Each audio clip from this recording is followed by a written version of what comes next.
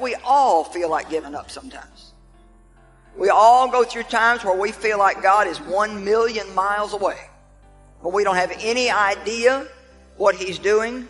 When we're tired, when we're weary, when we think we just can't go on.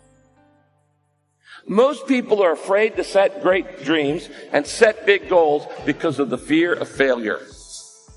There's something much worse than failure. It is the fear of failure. I want to remind you that failure is not final, it's formative. It is part of the process. It's part of the journey. Your failure matters as much as your success. How do you think you're going to grow if you don't ever fail?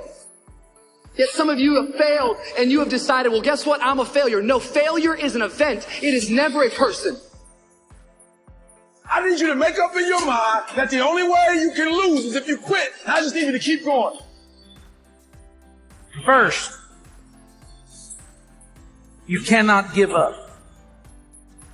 When you enter into your long season, you've got to give it all you got.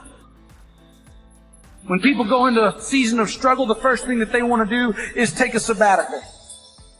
But whenever trouble comes, the only way that you can get through trouble is work your way through it. Make a declaration to yourself. Declare all-out war that you're going to get out of this rut. I suggest to you that if you are facing a challenge, don't stop. Stay busy. Work your plan. Don't confuse movement with progress. In order to achieve your goals, you must apply discipline, which you have already done, and consistency every day. You have to work at it every day. You have to plan every day. You've heard the saying, we don't plan to fail, we fail to plan. Hard work works. Working really hard is what successful people do. And I can tell you from my own personal experience, don't give up then. Develop your own compass and trust it. Take risks. Dare to fail. Remember, the first person through the wall always gets hurt. You're going to fall down, but the world doesn't care how many times you fall down as long as it's one fewer than the number of times you get back up. If you want to grow up, you want to be mature, there is no way to do it without pain. You can't grow up on easy street. And the very thing that discourages you is the very thing that develops you.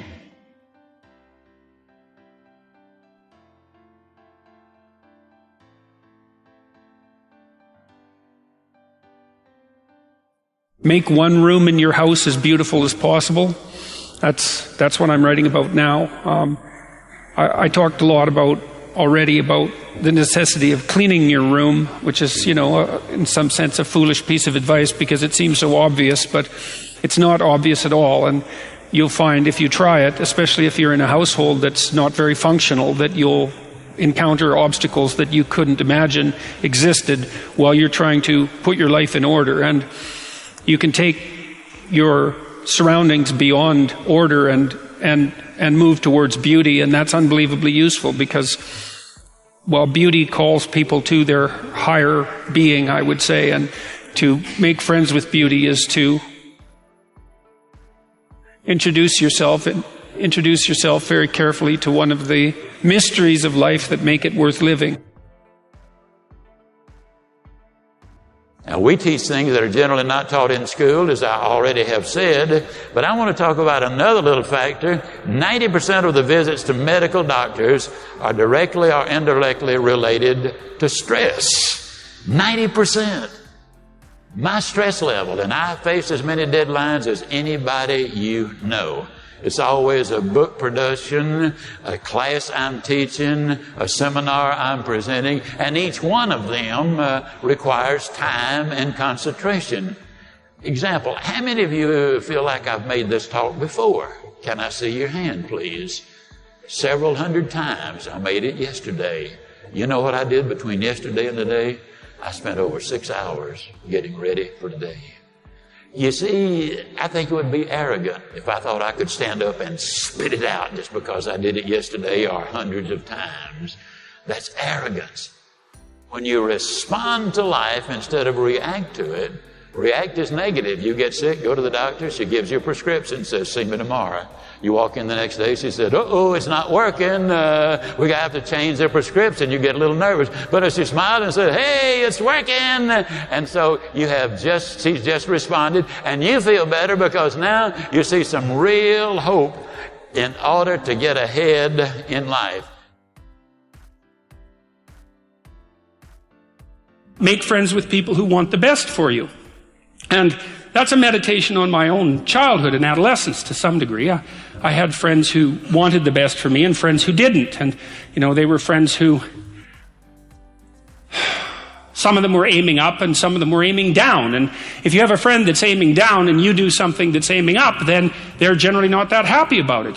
They try to top your accomplishment with one of their own, hypothetical or real, or put down what you're doing, or offer you a cigarette if you're trying to quit and you've kind of done that successfully, or a drink if you've been drinking too much and are trying to stop being an alcoholic, or they're cynical and bitter and devoted towards no good. And sometimes that's family members too. And sometimes it's even part of you, But this chapter is an injunction to people, is like you have an ethical responsibility to take care of yourself, you have an ethical responsibility to surround yourself with people who have the courage and faith and wisdom to wish you well when you've done something good, and to stop you when you're doing something destructive. And if your friends aren't like that, then they're not your friends. And maintaining your friendships with them might not even be in their interest. And so it's a tricky argument to make, because I'm not saying, whenever anyone's in trouble, you should, push them into a ditch and then give them a couple of kicks. That's not the idea. The idea is that, but I had a couple of rules I didn't write about. One was be careful about whom you share good news with. And another was be careful about whom you share bad news with. And those rules ring in people's minds quite quickly.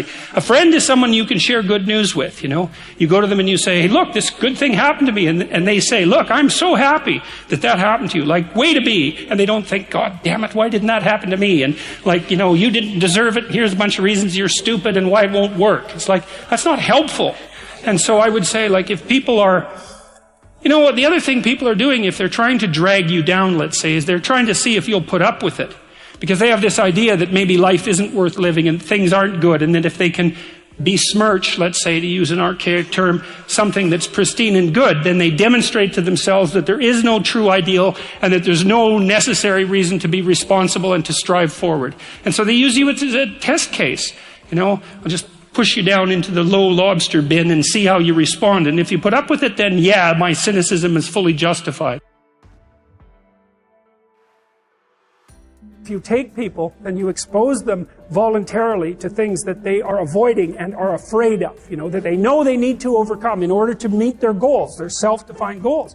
If you can teach people to stand up in the face of the things they're afraid of, they get stronger.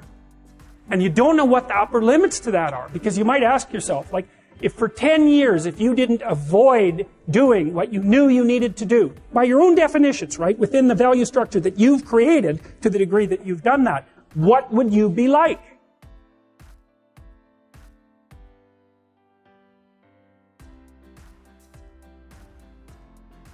Greatness is not this wonderful, esoteric, elusive, God-like feature that only the special among us will ever taste.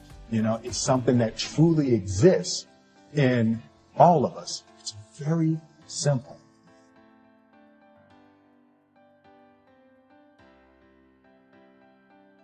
I told myself that this might be your current circumstances, but this will not be how the story ends. All you have to do, E.T., is to survive today. My glory? It doesn't happen in front of a crowd. It doesn't happen in a stadium. It doesn't happen on a stage. There's no medals handed out. My glory happens in the darkness of the early morning, in solitude, alone,